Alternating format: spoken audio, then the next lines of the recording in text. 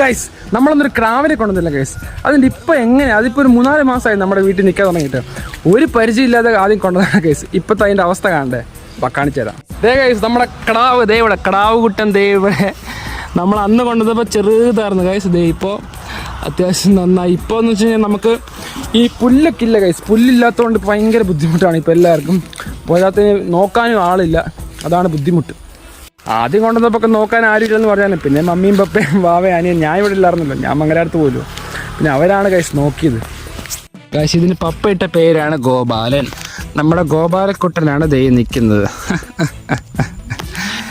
എന്തായാലും ഒരു എക്സ്പീരിയൻസും ഇല്ലാതെ ആദ്യമായിട്ട് ഞാൻ കൊണ്ടുവന്ന് വളർത്തിയ ഒരു ക്രാവാണ് ഗൈസ്. അത്ര പ്രിയപ്പെട്ടതാണ്. നമുക്ക് ഇന്ന് വരെ ക്രാവിനെ വളർത്തി പരിചയമില്ലായിരുന്നു. പക്ഷേ ഇപ്പോഴും പരിചയമൊന്നുമില്ല. ഇങ്ങനെയൊക്കെ തന്നെ കെട്ടുന്നു, എടുക്കുന്നു.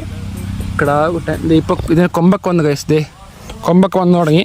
നമ്മളിപ്പോൾ കൊണ്ടുവന്നിട്ട് ഏകദേശം 4 മാസം കഴിഞ്ഞു, 5 മാസം ആകാൻ തുടങ്ങുന്നു. അങ്ങനെ ഓക്കെ, അപ്പോൾ ഇനി കുറച്ച് കാലം കഴിഞ്ഞിട്ട് കാണാം. Okay, bye bye.